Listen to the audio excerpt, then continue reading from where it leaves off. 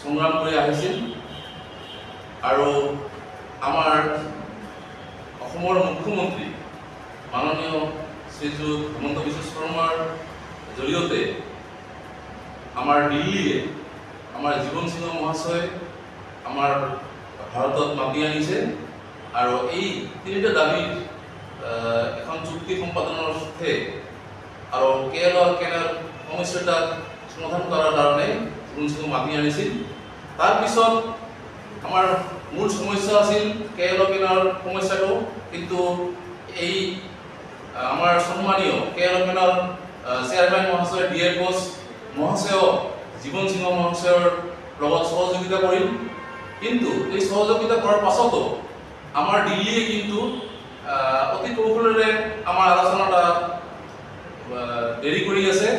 গতিকে আমাৰ প্ৰতিবাদ কৰাৰ কাৰণে আমি সচলত 21 জুলাই 2025 তাৰিখে 5 ঘণ্টীয়া আমি ধৰ্মঘট কাৰ্যসূচী ৰূপায়ণ কৰিম আৰু এই 5 ঘণ্টীয়া ধৰ্ম কাৰ্যসূচীত আমাৰ সন্মানীয় আমাৰ অসমৰ মুখ্যমন্ত্ৰী হিমন্ত বিশ্ব শৰ্মা মহাশয়ৰ জৰিয়তে দিল্লীৰ ৰাষ্ট্ৰপতি মহোদয়া, প্ৰধানমন্ত্ৰী মহাশয় আৰু আমাৰ গৃহমন্ত্ৰী বিভাগক আমি মেমৰেণ্ডাম স্মাৰকপত্ৰ প্ৰদান কৰিম।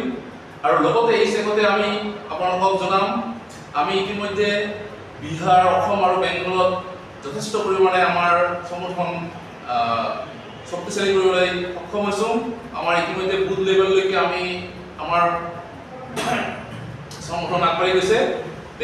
এই সচলৰ কাৰ্যসূচীৰ পিছে পিছে আমি ব্লক লেভেলত আমি ধৰ্ণা কাৰ্যসূচী ৰূপায়ণ কৰিম আৰু বিশেষকৈ আমাৰ এই কেৰেলা আৰু কেৰলৰ শান্তি চুক্তিৰ মাধ্যমটা আগবাঢ়ি নেওয়াৰ কাৰণে আগন্তুক ৰাজনীতিৰ পথাৰখনত আমি এক বিশেষ ভূমিকা ল'ম।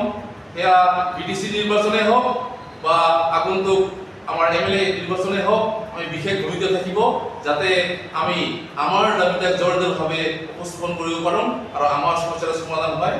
এইখিনিতে মই সমূহ ক্ষমতাবাসী ৰাইজক অনুৰোধ জনাম যাতে আমাৰ 21 জুলাই তাৰিখে অনুষ্ঠিত আমাৰ ধৰ্ণা কাৰ্যসূচীত সবাই অন্তঃকৰণে আসিয়া আমাৰ সভাখন সফল করেন তাকে কামনা করিয়া সবাকে দণ্ডবোধ জানিয়া মোর উপলাভে শেষ করব। ধন্যবাদ।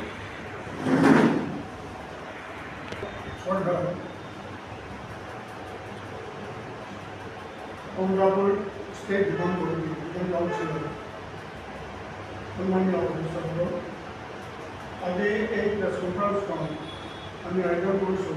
আয়োজন কৰাৰ উদ্দেশ্য হ'ল অহা 21 জুলাই সোমবাৰে গুৱাহাটীৰ চচলত কুশাল বংশীসকলক অসমৰ ৱেষ্ট বেংগলত বিহাৰত থকা কুশাল বংশীসকলক সৰ্বাংগীন উন্নয়নৰ কাম আৰু আমাৰ যিবিলাক দাবী আছিল সেই দাবীবিলাক বাস্তৱত পৰিণত কৰিবৰ কাৰণে আমি এটা কাৰ্যসূচী ল'বলৈ আগবাঢ়িছোঁ।